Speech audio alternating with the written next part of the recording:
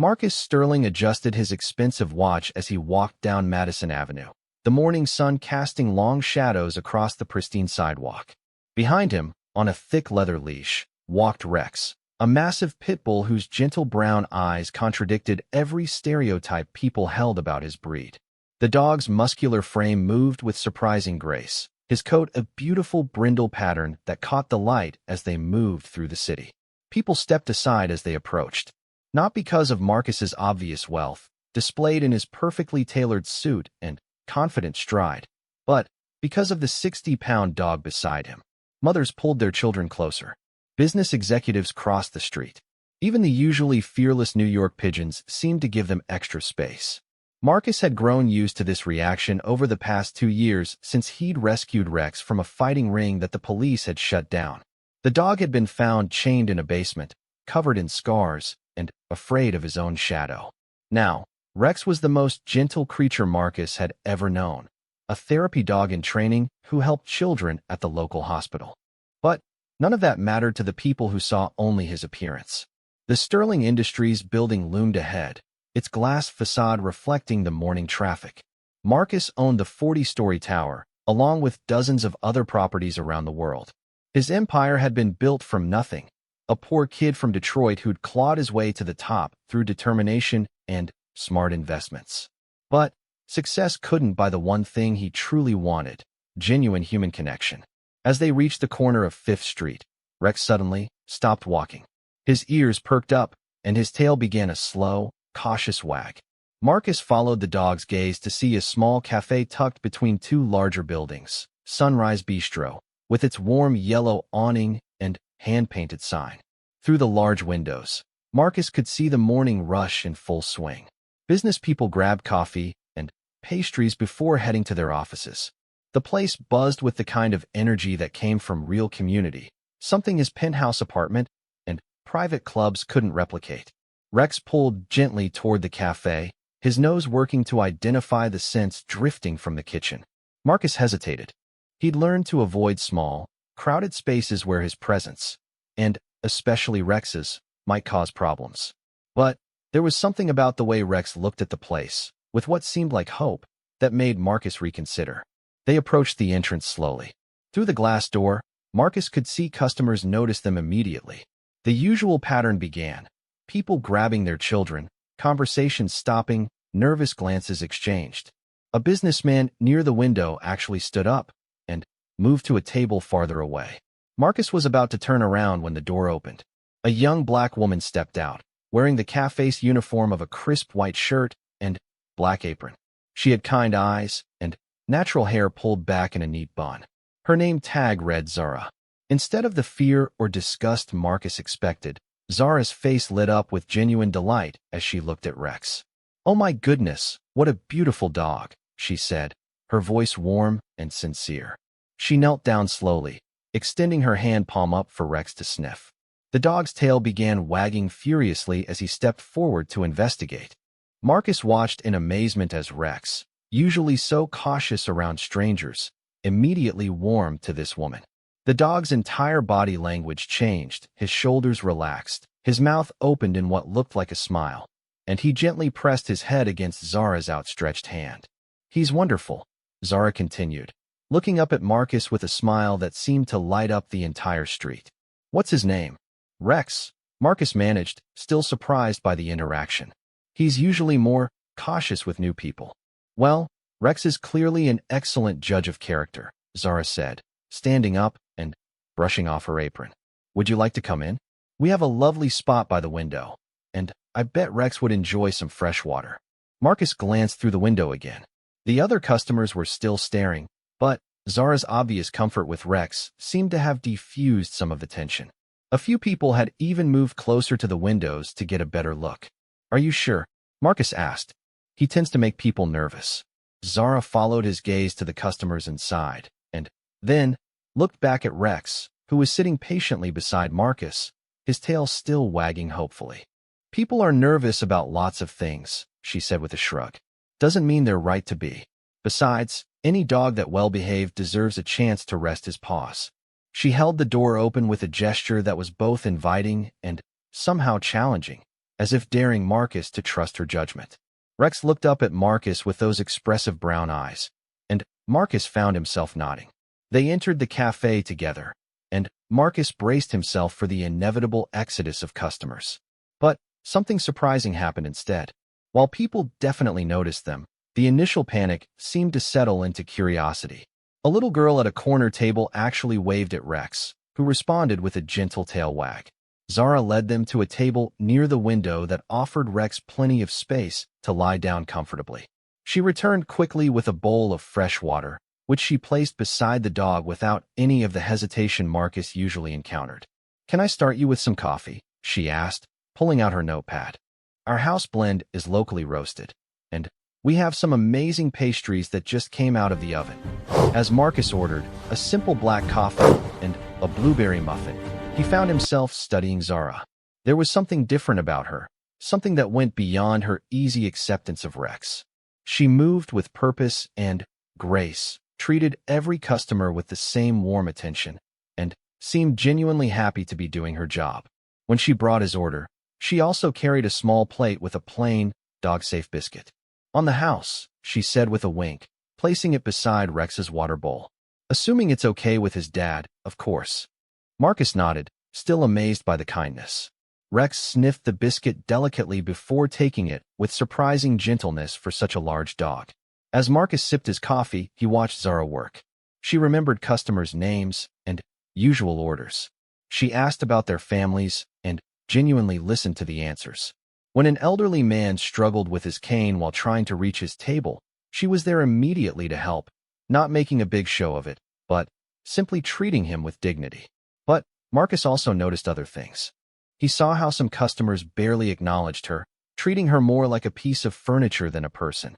He watched a well-dressed woman snap her fingers impatiently when Zara was helping another customer. He observed a businessman leave no tip despite Zara's excellent service. The contrast was striking. Here was someone who had shown him and Rex more genuine kindness in 5 minutes than most people in his social circle showed in months. And yet she was often treated as invisible or insignificant. Rex had settled completely, lying beside the table with his head resting peacefully on his paws.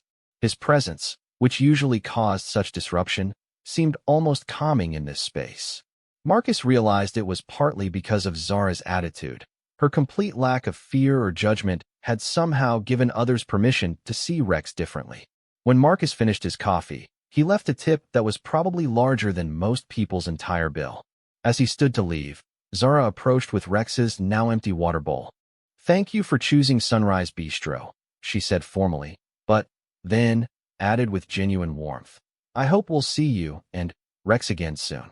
Marcus found himself nodding before he'd really thought about it. "We'll be back," he said, meaning it more than he'd meant anything in a long time. As they walked away from the cafe, Rex kept looking back over his shoulder, his tail still wagging slightly. Marcus understood the feeling. In a world that seemed increasingly cold and judgmental, they had found a small pocket of genuine warmth. The rest of the day passed normally. Board meetings, phone calls, decisions that affected thousands of jobs and millions of dollars. But Marcus found his thoughts returning to the cafe and to Zara. There had been something in her manner, something that suggested her kindness came from experience rather than naivety. That evening, as he sat in his penthouse apartment overlooking Central Park, Marcus reflected on the morning's events. Rex lay beside him on the expensive leather couch, something Marcus's designer had insisted dogs should never do. But Marcus had long since given up caring about such arbitrary rules. "What do you think, boy?" he asked, scratching behind Rex's ears. "Should we make that cafe part of our morning routine?" Rex's tail thumped against the couch in what Marcus chose to interpret as enthusiastic agreement. For the first time in months, Marcus found himself looking forward to tomorrow morning. The next day, Marcus deliberately timed their walk to arrive at Sunrise Bistro during the morning rush. As they approached, he could see Zara through the window, moving efficiently between tables with that same warm smile for every customer. When they entered, several customers looked up with recognition rather than alarm. The little girl from yesterday's corner table was there again with what appeared to be her grandmother, and she immediately began bouncing in her seat when she saw Rex. "Grandma, it's the nice doggy from yesterday," she exclaimed loudly enough for half the cafe to hear. Zara appeared at their table almost immediately, as if she'd been watching for them. "Rex," she said with genuine delight, kneeling down to greet the dog properly. "I was hoping you'd come back. I saved you something special." She produced another dog biscuit, this one clearly homemade, and shaped like a tiny bone. Rex accepted it with the same gentle manners he'd shown the day before. "Did you make this yourself?" Marcus asked, impressed by the thoughtful gesture. Zara shrugged modestly. "I like to bake, and I figured Rex deserved something a little more personal than the store-bought stuff." As she took Marcus's order, the same black coffee and blueberry muffin, he found himself wanting to know more about this woman who baked treats for dogs she'd just met.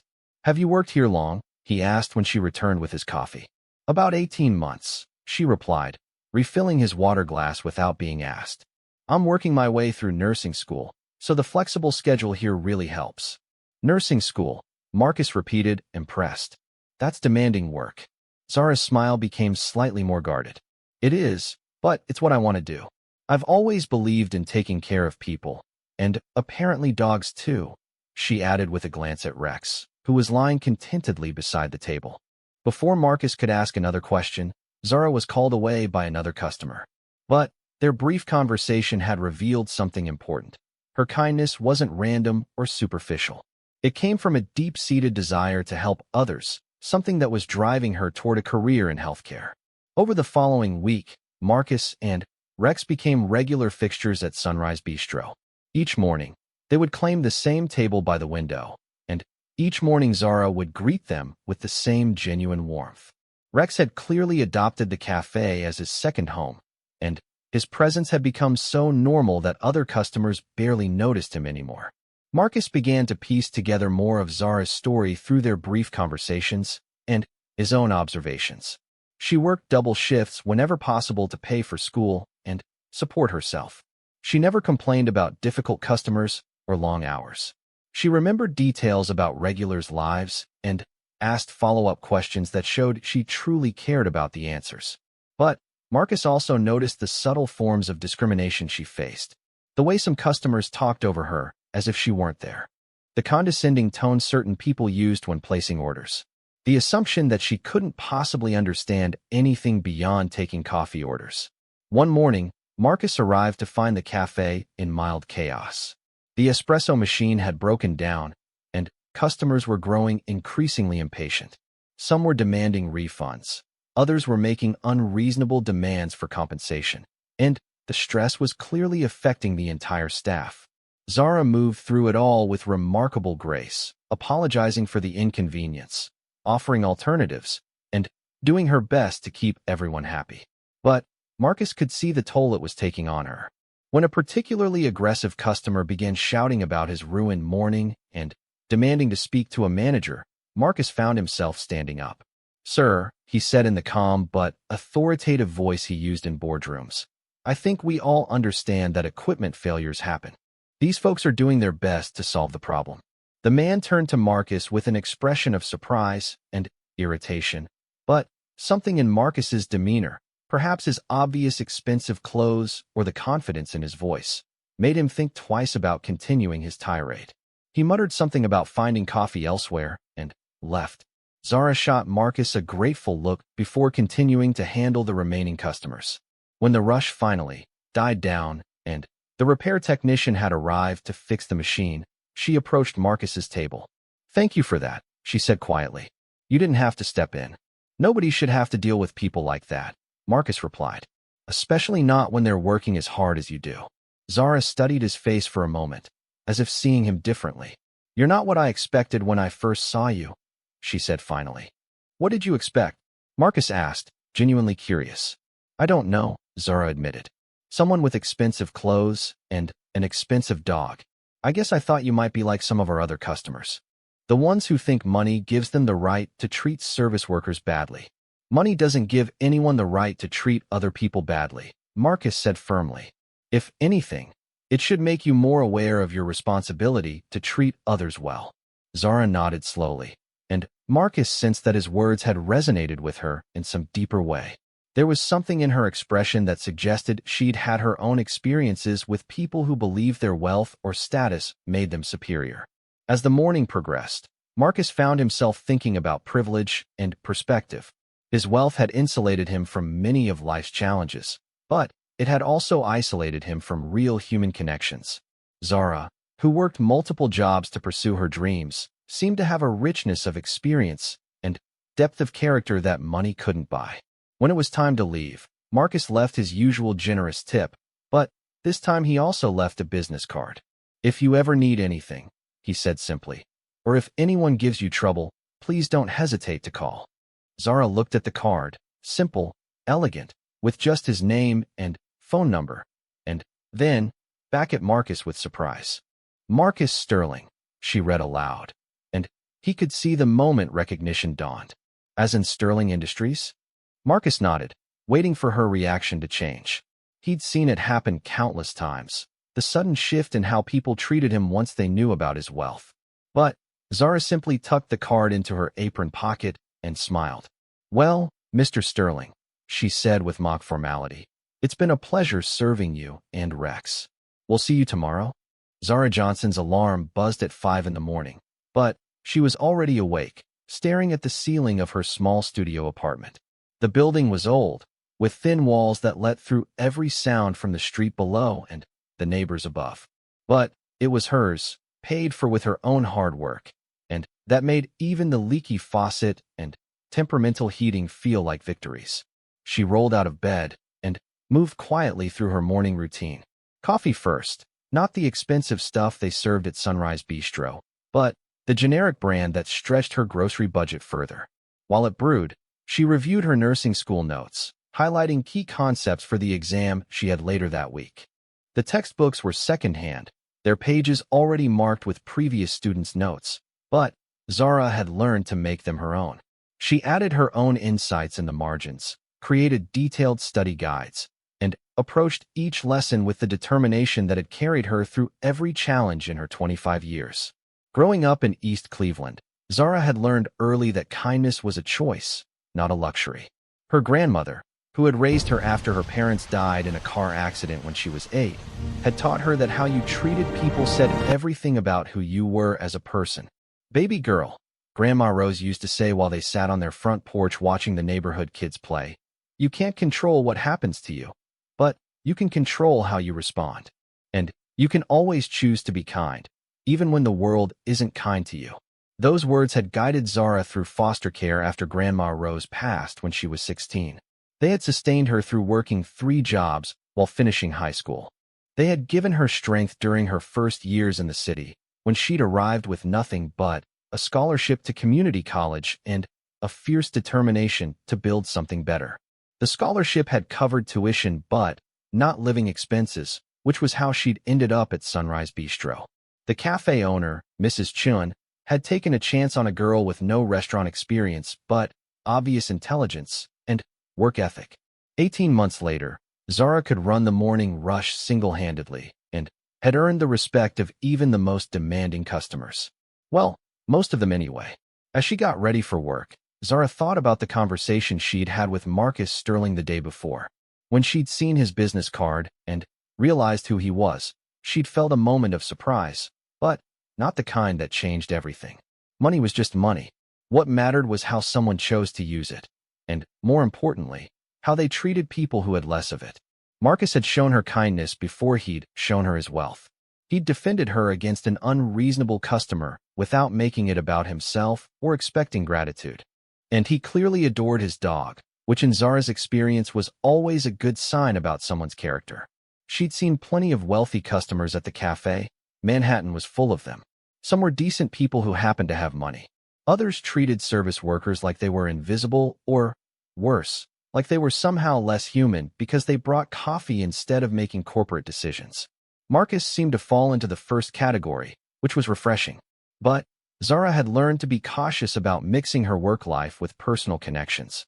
The last thing she needed was complications that might jeopardize her job or her focus on school. The walk to work took her through several different neighborhoods, a daily reminder of how dramatically life circumstances could vary within just a few city blocks. She passed million-dollar brownstones and then walked by a homeless encampment under a highway overpass. She saw children being dropped off at private schools by uniformed drivers and then witnessed teenagers heading to overcrowded public schools with security guards at the doors. These contrasts had shaped Zara's worldview. She understood that opportunity wasn't equally distributed, that some people started life with advantages others would never have. But she also believed that everyone deserved to be treated with dignity, regardless of their circumstances. At Sunrise Bistro, she tied on her apron and began the opening routine. Mrs. Chun trusted her to handle the morning setup, which meant Zara arrived first and prepared everything for the day. She enjoyed this quiet time before the rush began, when she could organize her thoughts and prepare mentally for whatever challenges the day might bring. As she arranged fresh pastries in the display case, Zara found herself looking forward to seeing Rex again. The dog had clearly been through trauma. She'd recognized the subtle signs in the way he moved, the careful way he assessed new situations, the grateful manner in which he accepted kindness. It reminded her of her own experiences learning to trust again after loss. The morning rush began promptly at 7, and Zara fell into the familiar rhythm of taking orders, making small talk, and keeping the cafe running smoothly. She genuinely enjoyed most of her customers, even the demanding ones. There was something satisfying about providing good service, about being part of people's daily routines and small pleasures. When Marcus and Rex arrived, she felt a little flutter of happiness that surprised her. Over the past week, their morning visits had become a bright spot in her day. Rex always greeted her with enthusiasm, and Marcus had proven to be a thoughtful conversationalist who asked questions and listened to the answers. Today, however, something felt different. As she served their usual order, Zara noticed Marcus watching her more intently than usual. Not in a way that made her uncomfortable, but as if he was really seeing her for the first time. "You mentioned you're in nursing school," he said as she refilled his coffee. "How much longer do you have?" "About 2 years," Zara replied, checking to make sure Rex had fresh water. "I'm doing it part-time so I can work enough hours to pay for everything. It takes longer that way, but it means I won't graduate with crushing debt." Marcus nodded thoughtfully. "That's smart planning. What kind of nursing are you interested in?" "Emergency medicine," Zara said without hesitation.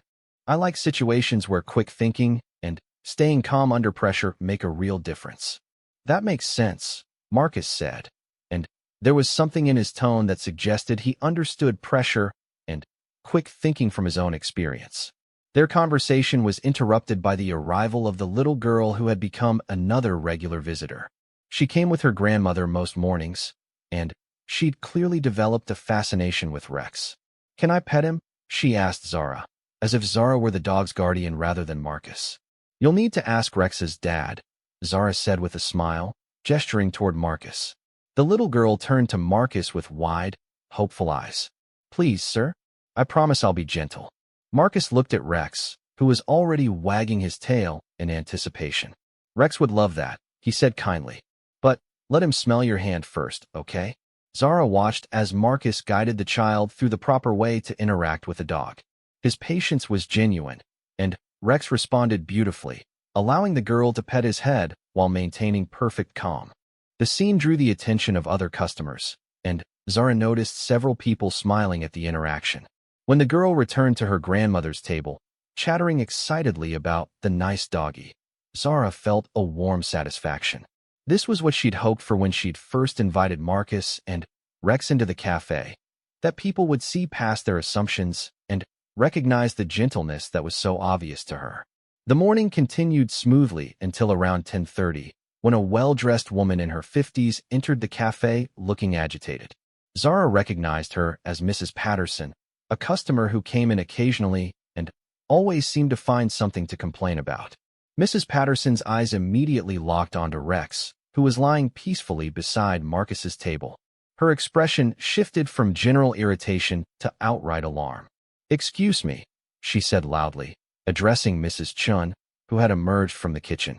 "Is that dog supposed to be in here? I'm pretty sure there are health codes about animals and food establishments." Mrs. Chun looked uncertain. The cafe didn't have a specific policy about dogs, and Rex had been such a well-behaved regular that it hadn't occurred to her to create one. Zara felt her stomach tighten. She could see Marcus beginning to stand, probably preparing to leave rather than cause trouble. Rex, sensing the tension, sat up and moved closer to Marcus's side. "Actually," Zara said, stepping forward with a smile that didn't quite hide her determination, "service dogs are allowed in all public establishments. It's federal law." Mrs. Patterson's eyes narrowed. "That doesn't look like a service dog to me." "What does a service dog look like?" Zara asked politely, but there was steel in her voice. "Because the law doesn't specify breed requirements." Marcus opened his mouth to clarify that Rex wasn't officially a service dog, but Zara caught his eye and gave him a tiny shake of her head. She wasn't lying exactly. She was pointing out the assumptions people made and the protections that existed for people with disabilities who needed animal assistance. Mrs. Patterson seemed to sense that she was on shaky ground legally, but she wasn't ready to back down completely. "Well, it's still disruptive. Some people are afraid of dogs like that." "Dogs like what?" Zara asked, her voice still pleasant, but with an edge that made several other customers look up from their conversations. The question hung in the air, and Mrs. Patterson seemed to realize that any answer she gave would reveal her prejudices clearly. She muttered something about knowing trouble when she saw it, and ordered her coffee to go. As Zara prepared the order, she noticed her hands were shaking slightly. She'd stood up to difficult customers before, but something about this interaction felt more personal. Maybe it was because she'd grown genuinely fond of Marcus and Rex, or maybe it was because she recognized the particular kind of judgment Mrs. Patterson was displaying. When the woman left, the cafe seemed to exhale collectively. Marcus approached the counter as Zara was cleaning the espresso machine. "Thank you," he said quietly. "You didn't have to do that." "Yes, I did," Zara replied firmly. "Some things are worth standing up for." Marcus studied her face for a moment. "You've dealt with people like that before, haven't you? Not just difficult customers, but people who make assumptions based on appearances." Zara paused in her cleaning, considering how much to reveal. "Most people have, in one way or another," she said finally. "The trick is not letting it change who you are." Before Marcus could respond, the lunch rush began, and Zara was swept into the familiar whirlwind of orders and service. But throughout the afternoon, she found herself thinking about their conversation and about the incident with Mrs. Patterson. There had been something satisfying about defending Marcus and Rex, but also something troubling about how quickly she'd felt the need to do so. It reminded her of all the times she'd had to defend herself against people's assumptions, all the times her intelligence had been questioned because of her age or her background or her appearance. That evening, as Zara walked home from her shift at the cafe, she took a different route that led through Central Park. The late afternoon sun filtered through the trees, and families were enjoying the warm weather. She found a bench near the pond and sat down to review her nursing notes before her evening class. As she studied, Zara thought about the path that had led her to this moment. Every choice had been deliberate, every sacrifice calculated. She'd given up social activities, romantic relationships, and countless small pleasures to focus on her education and her goals. Sometimes she wondered if she was missing out on important experiences, but then she remembered where she'd come from and where she was heading. Her phone buzzed with a text from her study group, reminding her about their session later that week. These relationships were important to her, fellow students who understood the challenges of working while pursuing a demanding degree. They supported each other through difficult concepts and celebrated small victories together. She loved understanding how the human body worked, how all the systems connected and supported each other. The complexity was fascinating, and the knowledge felt powerful. Every concept she mastered brought her closer to being able to help people in their most vulnerable moments. The morning started like any other at Sunrise Bistro, but Marcus could sense something different in the air as he and Rex approached their usual table. 3 teenagers had gathered outside the cafe, their loud conversation carrying through the windows. They wore expensive clothes and had the confident, slightly reckless energy of kids who'd never faced real consequences for their actions. Marcus recognized the type. He'd gone to school with similar teenagers, though he'd been on the outside of their circles, too poor and too focused on survival to fit in with the wealthy kids who saw the world as their playground. As he and Rex entered the cafe. One of the teenagers noticed them through the window and said something that made his friends laugh. Marcus couldn't hear the words, but their expressions told him enough. He'd learned to read those looks over the years, the mixture of fear, disgust, and cruel amusement that some people got when they saw Rex. Zara appeared at their table almost immediately, her usual warm smile in place. But Marcus noticed a tension around her eyes that hadn't been there the day before. "Good morning, you two," she said, placing Rex's water bowl down with her customary gentleness. "The usual?" "Please," Marcus replied. But he was watching the teenagers outside. They'd moved closer to the window and were clearly discussing Rex with increasing animation. As Zara brought Marcus his coffee, she followed his gaze to the group outside. "Don't let them get to you," she said quietly. "Some people just don't know any better." "It's not me I'm worried about," Marcus said, glancing down at Rex, who was lying peacefully beside the table, apparently unbothered by the attention. Zara knelt down to give Rex his usual morning treat, a homemade biscuit shaped like a bone, and scratched behind his ears. The dog's tail thumped against the floor with contentment. "Rex knows who his real friends are," she said firmly. "That's what matters." The teenagers chose that moment to enter the cafe, their voices carrying as they made exaggerated comments about dangerous dogs and people who don't care about public safety. Several other customers looked up from their newspapers and laptops, some with annoyance at the disruption, others with curiosity. Marcus felt his jaw tighten. He'd dealt with this kind of harassment before, usually by simply leaving and avoiding further confrontation. But something about having Zara witness it, about possibly disrupting the peaceful morning routine they'd all come to enjoy, made him want to stay and weather whatever came next. The leader of the group, a blonde teenager with designer sneakers and an expensive jacket, approached the counter where Zara had returned to take their order. "Excuse me," he said in a voice loud enough to carry throughout the cafe. "But is management aware that there's a dangerous animal in here?" Zara looked at him with the same professional smile she gave all customers. "What can I get started for you today?" she asked pleasantly, completely ignoring his question. "I asked about the dog," the teenager pressed, his friends snickering behind him. "And I asked what you'd like to order," Zara replied evenly. "This is a cafe, not animal control." Marcus watched the exchange with growing admiration for Zara's composure. She wasn't backing down, but she also wasn't escalating the situation unnecessarily. The teenager's face reddened slightly at being dismissed so coolly. "Look, I don't think you understand the liability issues here. That thing could attack someone at any moment." "That thing has a name," said a voice from across the cafe. Marcus turned to see the elderly gentleman who came in most mornings with his newspaper and crossword puzzle. "His name is Rex. He's better behaved than most of the customers who come in here.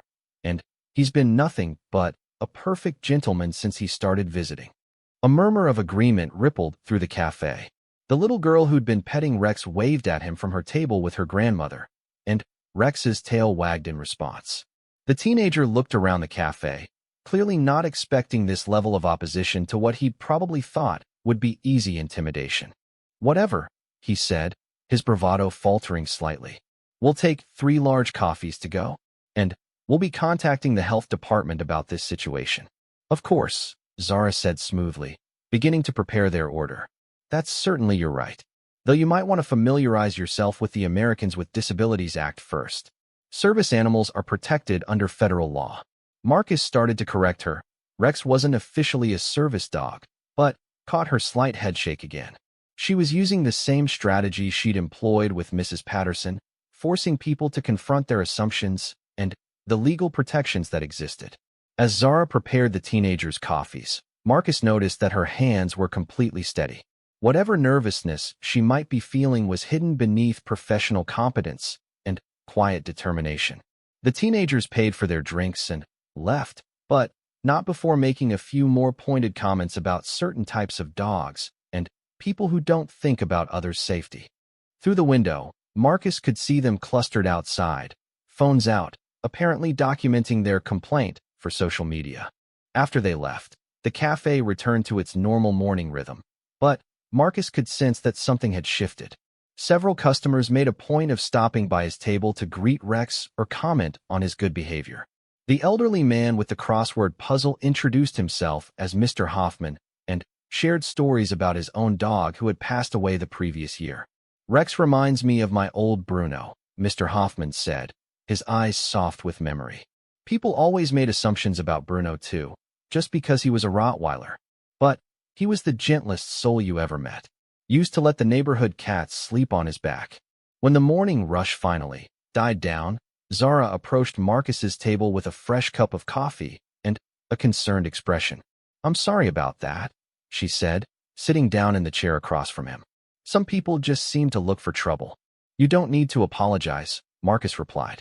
"And you definitely didn't need to defend us again. Though I appreciate it more than you know." Zara shrugged. But Marcus could see that the incident had affected her more than she was letting on. "Can I ask you something?" Marcus said carefully. "You keep saying Rex is a service dog, but we both know he's not officially certified. Aren't you worried about getting in trouble for misrepresenting the situation?" Zara was quiet for a moment, stroking Rex's head as she considered her answer. "Technically," she said finally, "any dog that provides emotional support or assistance to someone with a disability can qualify as a service animal under certain circumstances. You rescued Rex from trauma, right? And he clearly provides you with companionship and emotional support." Marcus nodded, surprised by the insight. "Well then," Zara continued, "who's to say he's not serving a legitimate purpose? The law protects people with disabilities from discrimination, and it protects their animal companions. Just because someone's disability isn't visible doesn't mean it's not real." Marcus stared at her, realizing there was more depth to her understanding than he'd initially recognized. She wasn't just being kind or making excuses. She was applying a sophisticated understanding of both law and human nature. "You've thought about this before," he said. "I've seen a lot of people get judged for things that weren't anyone else's business," Zara replied quietly. "Sometimes the law is the only protection people have against other people's prejudices." Before Marcus could respond, Mrs. Chun emerged from the kitchen looking worried. She approached their table hesitantly, wringing her hands. "Mr. Sterling," she said formally, "I hate to bring this up, but I received a phone call this morning. Someone complained about Rex being in the cafe, and they mentioned contacting the health department." Marcus felt his stomach drop. He'd been afraid this might happen, and now his presence was creating problems for the small business that had shown him and Rex such kindness. "I understand," he said, standing up. "Rex, and I will find somewhere else." "Sit down," Zara said firmly, surprising both Marcus and Mrs. Chun. "Mrs. Chun, what exactly did the caller say?" Mrs. Chun looked between them nervously. "They said there was a dangerous dog in the cafe, and that they were going to report it to the authorities. They claimed it was a public safety issue." "And what did you tell them?" Zara asked. I didn't know what to say. I've never dealt with anything like this before." Zara nodded thoughtfully. "Okay, here's what we need to do. First, we need to get familiar with the actual regulations about animals in food establishments. Second, we need to document Rex's behavior and the positive impact he's had on the cafe environment. Third, we need character references from regular customers." Marcus watched in amazement as Zara took charge of the situation with the same competence she brought to everything else. "Zara," he said gently, "you don't need to fight this battle for us." She looked at him with an expression that was both determined and slightly hurt. "Yes, I do," she said simply. "Because it's not just about you and Rex anymore. It's about the principle. People shouldn't be able to force other people out of public spaces just because they don't like how they look or what assumptions they make." Mrs. Chun looked between them, clearly torn between her affection for Rex and her concern about potential trouble for her business. "What if they really do call the health department?" she asked worried. "Then we'll be ready for them," Zara said confidently. "Rex is clean, well-behaved, and vaccinated, right?"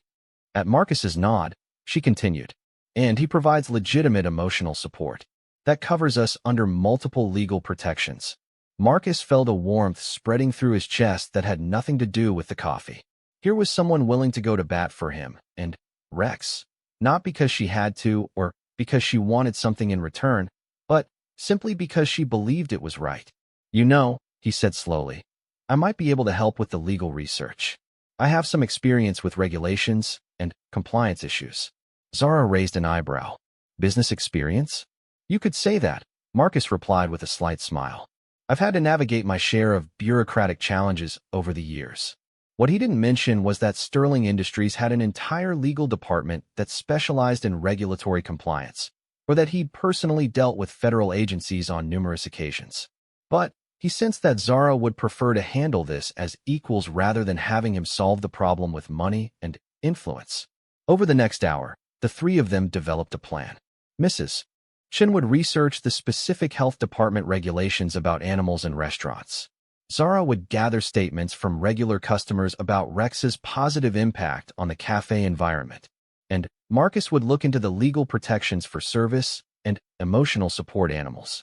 As they worked, more customers arrived for the lunch crowd, and several asked about the earlier commotion with the teenagers. Word was spreading through the neighborhood that Rex's presence at the cafe was being challenged, and the response was overwhelmingly supportive.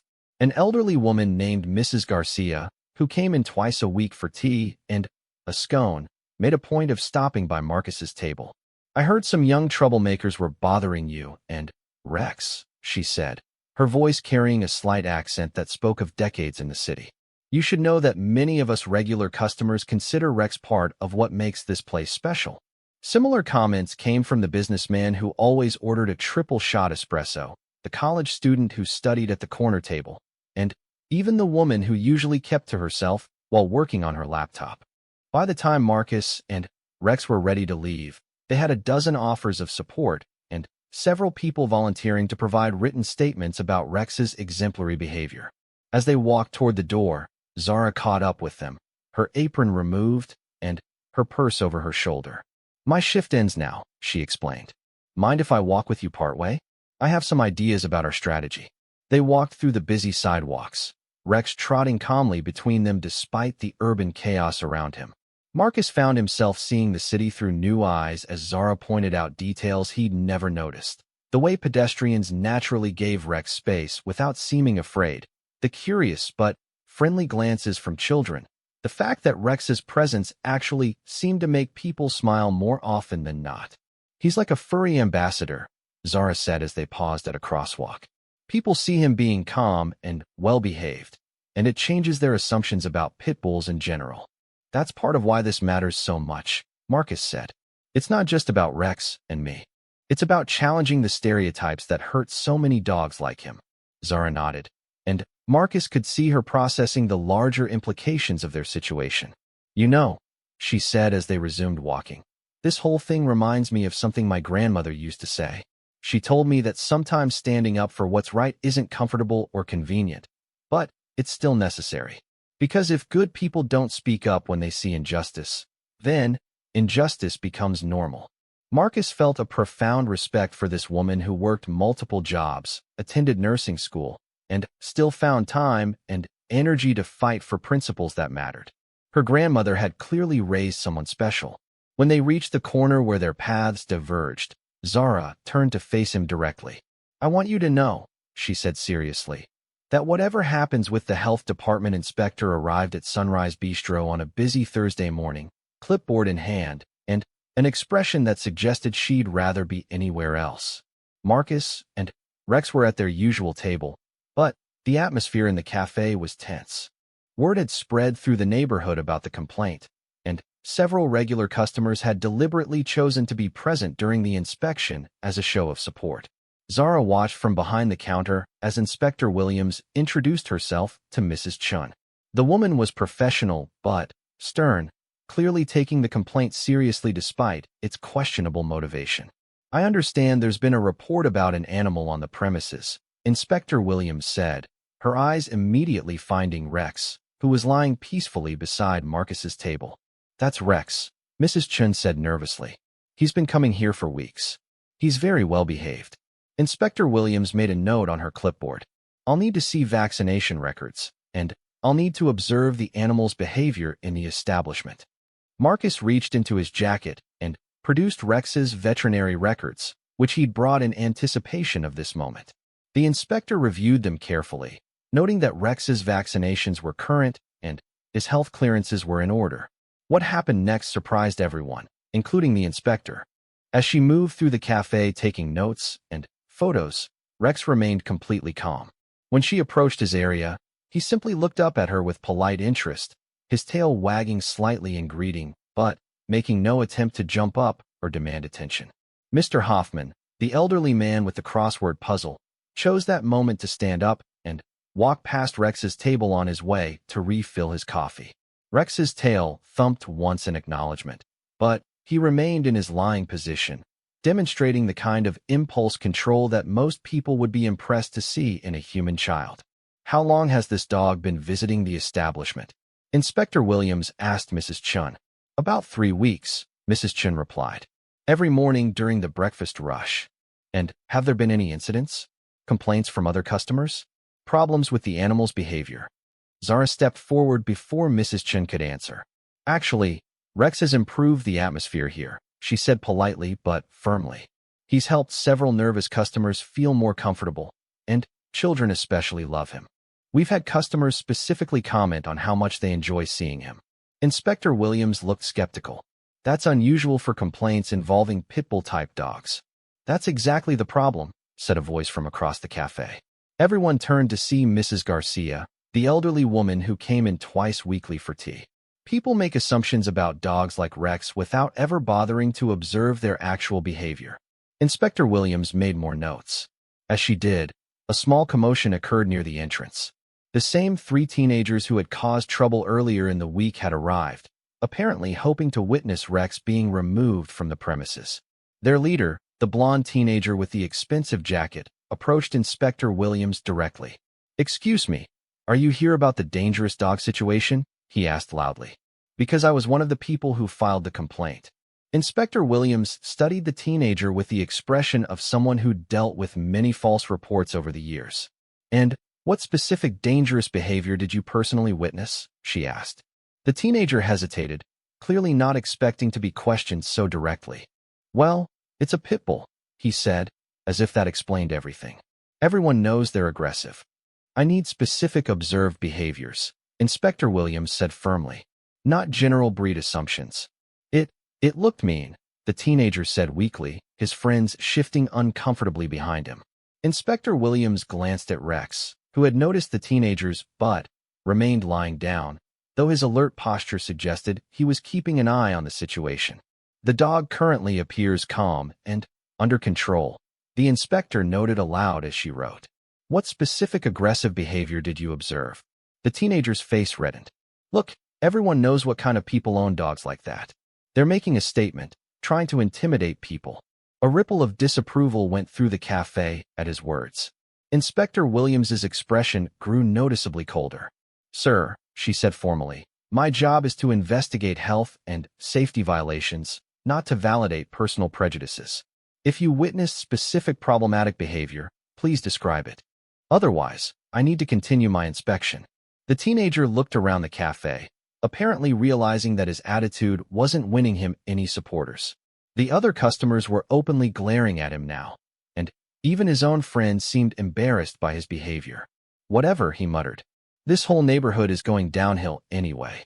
As the teenagers left, Inspector Williams continued her work with a noticeably different demeanor. She spent several more minutes observing Rex, who maintained his calm behavior throughout. She interviewed Mrs. Chun about the cafe's policies and procedures, and she spoke with several customers who volunteered positive comments about Rex's presence. When the little girl arrived with her grandmother for their usual morning visit, Inspector Williams watched the interaction carefully. The child approached Rex's table as she did every day, asked Marcus's permission to pet the dog, and then spent several minutes gently stroking Rex's head while telling him about her new backpack. "That's remarkable impulse control for any dog," Inspector Williams admitted to Marcus, "especially with children. He's clearly been well trained." "He's been through a lot," Marcus replied. "But he's learned to trust again. He just wants to be accepted." Inspector Williams made final notes on her clipboard before addressing the cafe as a whole. "I found no health code violations," she announced. "The animal appears healthy, well-trained, and properly controlled. There's no evidence of aggressive behavior or public safety risk." A small cheer went up from the regular customers. Rex's tail wagged at the positive energy, and Marcus felt a surge of relief and gratitude. But As Inspector Williams packed up her materials, she approached Marcus privately. "Mr. Sterling," she said quietly, "you should know that there may be additional complaints filed. Some people are persistent when they want to cause trouble. You might want to consider making Rex's status more official." Marcus understood her meaning. While Rex's current situation was legally defensible, having him certified as an emotional support animal would provide stronger protection against future harassment. After the inspector left, the cafe returned to its normal routine, but the morning's events had clearly strengthened the bond between Rex and the community that had rallied to support him. Several customers made a point of stopping by Marcus's table to express their support, and Mrs. Chen visibly relaxed as the threat to her business receded. Zara approached the table during a lull in the lunch rush, her expression thoughtful. "That went better than I expected," she said, sitting down across from Marcus. But Inspector Williams was right about potential future problems. Those teenagers aren't going to give up just because one complaint didn't work. Marcus nodded, having reached the same conclusion. "I've been thinking about that. Maybe it's time to be proactive instead of just defensive." "What do you mean?" Zara asked. Marcus hesitated, knowing that his next words would reveal more about his resources and capabilities than he'd shared before. "What if we could do something positive for the community that would make it harder for people to justify opposing Rex's presence here?" he said carefully. "Something that demonstrates the value of acceptance and inclusion?" Zara's eyes lit up with interest. "Like what?" "Well," Marcus said, his mind racing through possibilities. "What if the cafe hosted some kind of community event? Something that brought people together and showcased the positive relationships that exist here?" "Mrs. Chin would love that," Zara said immediately. "But organizing something like that takes resources we don't really have." "What if the resources weren't a problem?" Marcus asked gently. "What if someone wanted to sponsor an event that celebrated diversity and community acceptance?" Zara studied his face carefully. "You're talking about more than just helping with expenses, aren't you?" Marcus took a deep breath. "I could arrange for professional event planning, catering, maybe even some local media coverage. Turn this into a positive story about community coming together instead of a negative story about discrimination." That's a really big gesture," Zara said slowly. "Why would you do all that?" The question hung between them, and Marcus realized this was a moment that would define not just their friendship, but how he wanted to approach relationships going forward. "Because," he said honestly, "this community showed me and Rex acceptance when we needed it most. And because you've taught me that sometimes the most important battles aren't fought in boardrooms. They're fought in small places where people make daily choices about how to treat each other." Zara was quiet for a long moment, processing what he'd said and what it implied about his capabilities. "You're not just talking about sponsoring an event," she said finally. "You're talking about using serious resources, the kind that come with serious money." Marcus nodded, knowing there was no point in pretending otherwise. "Does that change things between us?" he asked, genuinely worried about her answer. Zara looked down at Rex, who had been following their conversation with the attentive expression he always wore when important things were being discussed. "That depends," she said finally, "on whether you're offering help because you think I need rescuing, or because you want to work together as equals on something that matters to both of us." The distinction was important, and Marcus was grateful that Zara had articulated it so clearly. "Partners," he said firmly. "If we do this, we do it together. Your ideas, your community connections, your understanding of what would actually help people. I just happen to have access to resources that could make bigger things possible." Zara extended her hand across the table. "Partners," she agreed, shaking hands with a grip that was both firm and warm. The anonymous letter arrived at Zara's apartment building 3 days before the community event she and Marcus had planned for Sunrise Bistro. It was slipped under her door sometime during the night, and she found it when she left for her morning shift. The message was brief, but chilling. "Some people don't know their place. Maybe it's time they learned." Zara stared at the words, her hands trembling slightly as she recognized this as escalation. Someone had taken the trouble to find out where she lived and deliver a personal threat. The teenagers from the cafe might have been obnoxious, but this felt different, more calculated, and potentially dangerous. She folded the letter carefully and put it in her purse.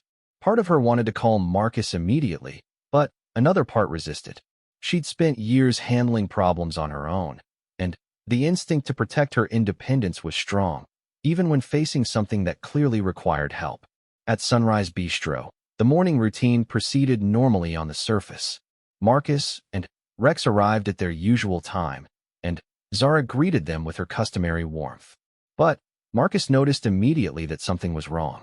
"You look tired," he said as she brought his coffee. "Everything okay?"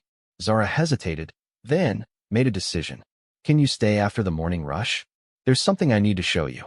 The next 2 hours felt interminable as Zara served customers and tried to maintain her professional demeanor while anxiety gnawed at her stomach. When the cafe finally quieted down, she approached Marcus's table with the letter. Marcus read it twice, his expression growing darker each time. "When did you get this?" he asked quietly. "This morning. It was slipped under my door." Marcus looked up at her, and she could see anger building behind his careful control.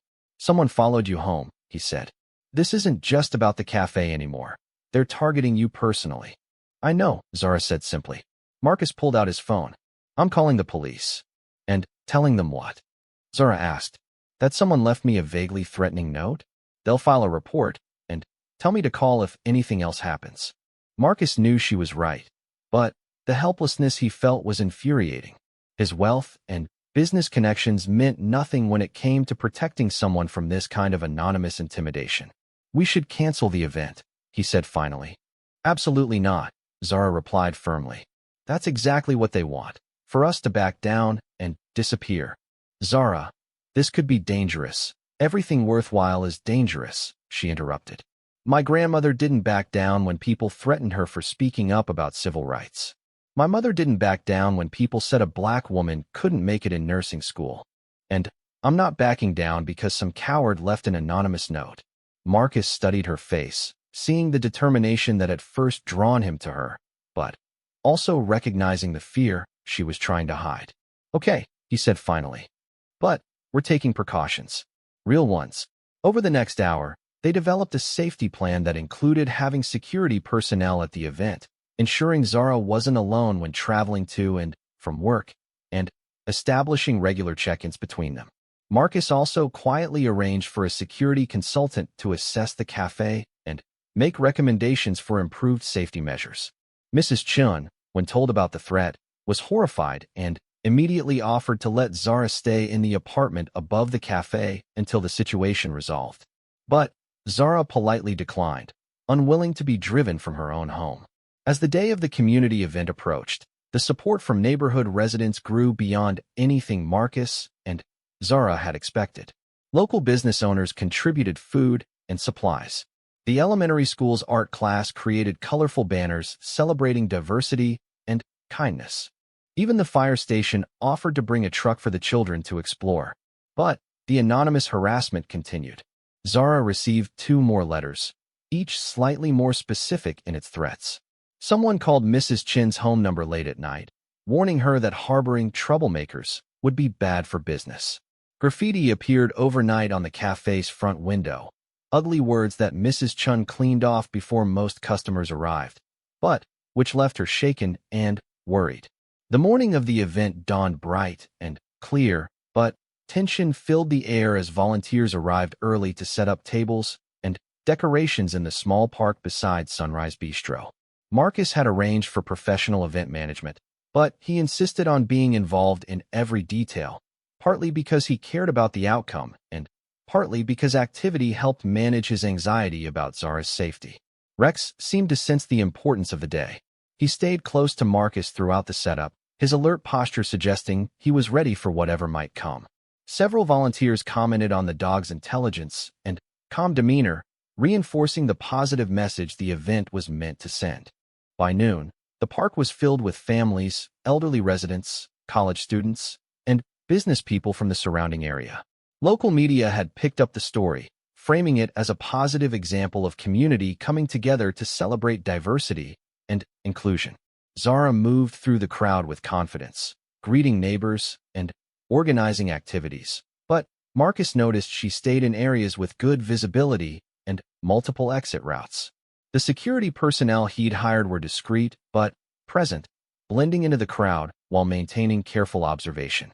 The event's highlight was supposed to be a demonstration by Rex and 3 other therapy dogs from the local hospital program, showing how animals could provide comfort and support to people in need. As the crowd gathered around the demonstration area, Marcus felt a surge of pride watching Rex interact gently with children and elderly visitors. But as the demonstration was ending, Marcus noticed a disturbance at the edge of the crowd. The same teenagers who had caused trouble at the cafe were there, but this time they weren't alone. They'd brought older companions, people who looked less like privileged kids playing pranks and more like individuals with serious grievances. Marcus caught the eye of his security coordinator and nodded toward the group. But before anything could be done, one of the newcomers stepped forward and began shouting. "This is exactly what's wrong with this neighborhood," the man yelled, his voice carrying across the park. "These people think they can force their agenda on everyone else." The crowd turned toward the commotion, and Marcus felt his stomach drop as he realized the man was holding a camera, streaming the confrontation live on social media. "That dog is dangerous," the man continued, pointing at Rex. "And anyone who can't see that is putting children at risk." Rex, responding to the hostile energy, moved closer to Marcus's side but remained calm, his training overriding his instincts. But the man's accusations were designed to provoke fear, and Marcus could see some families with small children beginning to move away from the area. Zara appeared beside Marcus, her face determined despite the obvious threat. "Stay calm," she murmured. "Don't give them what they want." The confrontation escalated as more voices joined in, some supporting the protesters, others defending the event. The carefully organized celebration was dissolving into chaos, and Marcus realized that this had been the plan all along, to create a public incident that would justify future restrictions on Rex's presence in the community. But then, something unexpected happened. Mr. Hoffman, the elderly man from the cafe, stepped forward with his walker, moving slowly but deliberately toward the center of the disturbance. "Excuse me," he said in a voice that carried surprising authority despite his age. "I have something to say." The crowd quieted, perhaps out of respect for his years or simply curiosity about what this frail-looking man might contribute to the heated discussion. "I'm 87 years old," Mr. Hoffman continued, "and I've seen a lot of fear and hatred in my lifetime.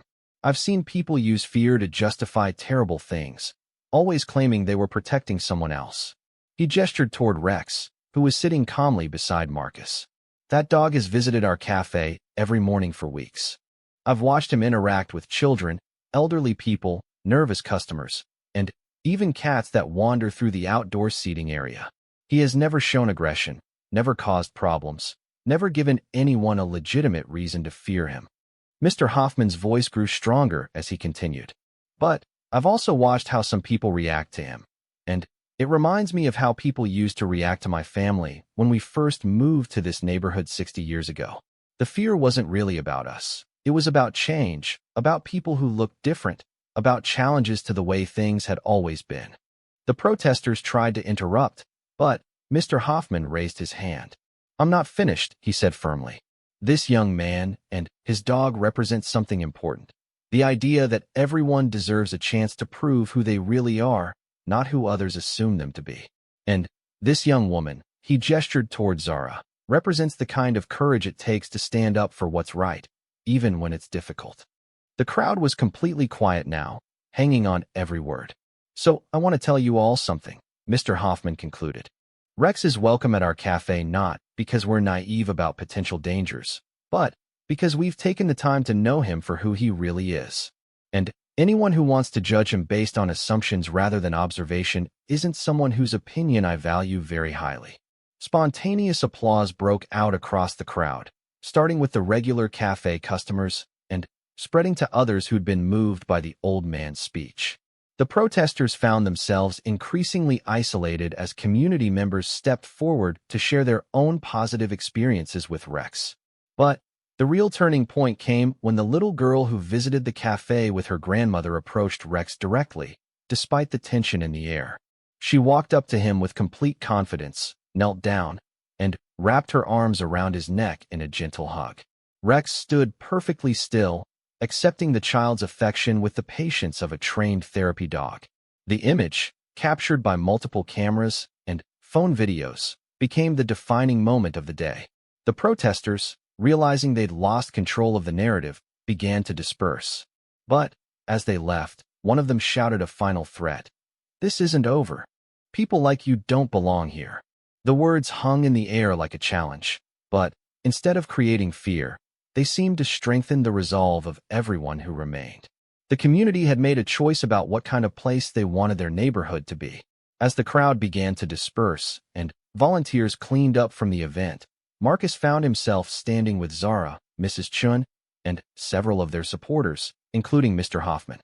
"Thank you," Marcus said to the elderly man. "What you did today took real courage." Mr. Hoffman smiled. "Son, when you get to my age, you realize that courage isn't about being fearless. It's about deciding that some things matter more than your own comfort." As the sun set over the park, casting long shadows across the cleanup area, Marcus realized that something fundamental had changed. The conflict had forced the community to make explicit choices about inclusion and acceptance, and the majority had chosen wisely. Zara approached him as he was loading Rex into his car for the ride home. "So," she said with a tired but satisfied smile, "I think we can call that a success, even with the protesters and the threats?" Marcus asked. "Especially because of the protesters and the threats," Zara replied. "They forced people to take sides, and most people chose kindness over fear. That's not nothing." Marcus nodded, understanding that she was right. The harassment hadn't stopped, but it had also revealed the strength of the support that existed for different perspectives. As he drove home with Rex sleeping contentedly in the passenger seat, Marcus reflected on how much his life had changed since that first morning at Sunrise Bistro. He'd gained not just friendship, but partnership with someone. As they began discussing specific ideas for a community event, Marcus felt a shift in their relationship that went beyond friendship. They were becoming collaborators, people who shared not just affection, but common purpose. Rex, perhaps sensing the importance of the moment, lifted his head and placed it gently on Marcus's knee, a gesture of support and trust that reminded both humans why they were fighting for acceptance in the first place. But even as they planned positive action, neither Marcus nor Zara noticed the figure watching through the cafe window, taking photos and making phone calls. The teenagers had enlisted help from someone with more sophisticated methods of causing trouble, and the real test of their partnership was about to begin. The battle for Rex's right to belong was far from over, and the stakes were about to get much higher than any of them had imagined. But for the first time since this conflict began, Marcus felt ready for whatever came next, because he was no longer facing it alone. The health department, or those teenagers, or anyone else, Rex has a place at Sunrise Bistro. Mrs. Chun, and I will make sure of that. "Why?" Marcus asked, genuinely curious about her motivation. "Why is this so important to you?" Zara looked down at Rex, who was sitting patiently beside Marcus, his intelligent eyes watching the conversation as if he understood its importance. "Because," she said finally, "everyone deserves a place where they're accepted for who they are, not judged for what they look like.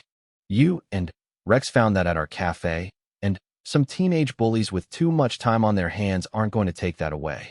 As Marcus watched her walk away, Rex's leash loose in his hand, he felt something shifting in his understanding of friendship and community.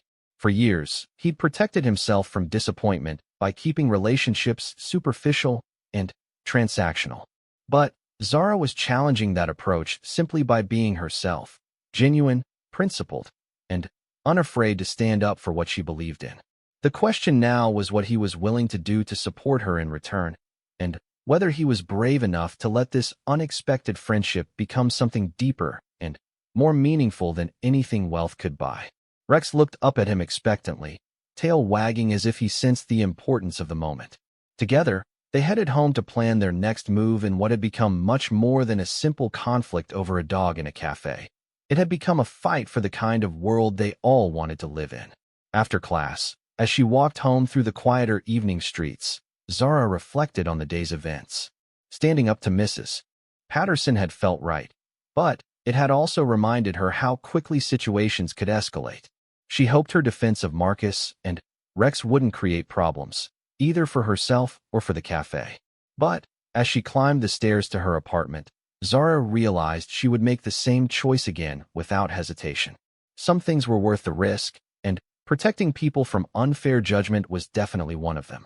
She fell asleep that night thinking about Rex's gentle eyes and Marcus's surprised gratitude, and about the little girl who had seen only a friendly dog where others saw something to fear. Maybe that was the real power of kindness, not just in offering it, but in creating space for others to see beyond their assumptions. The next morning brought an unexpected challenge that would test everything Zara believed about courage, kindness, and standing up for what was right. As she prepared for her shift at Sunrise Bistro, she had no idea that her decision to defend Marcus and Rex was about to lead to consequences that would change all of their lives in ways she never could have anticipated. But she was ready for whatever came next, because Grandma Rose had taught her well. You can't control what happens to you, but you can control how you respond. And Zara Johnson had never backed down from doing what she believed was right, no matter what it cost her. Definitely, Marcus replied, relieved and impressed by her unchanged demeanor. We wouldn't miss it. As they walked home, Rex seemed more energetic than usual, his step lighter and his tail higher. Marcus understood the feeling. For the first time in years, he had found someone who saw him as a person rather than a bank account. Someone who had shown kindness without expecting anything in return. Someone who treated his rescued Pitbull with the same respect she showed every living creature she encountered. The question now was what to do with this unexpected friendship. Marcus had learned to be careful about letting people into his life. Too many had proven to be interested only in his money. But there was something about Zara that felt different, something authentic and unshakable. As they rode the elevator up to his penthouse, Marcus made a decision. He would continue visiting the cafe, continue these small daily interactions that had become the highlight of his routine. He would let this friendship develop naturally, without forcing it or trying to impress her with grand gestures. But he would also be ready to help if she needed it. Because kindness, real kindness, was rare enough in the world that it deserved to be protected and supported. And Zara Johnson, with her gentle hands and fierce determination, represented the best of what humanity could be. Rex settled onto his bed by the window, looking out at the city below, as if he were keeping watch over their new favorite cafe. Marcus poured himself a glass of wine and joined the dog at the window, both of them already anticipating tomorrow's morning visit to Sunrise Bistro.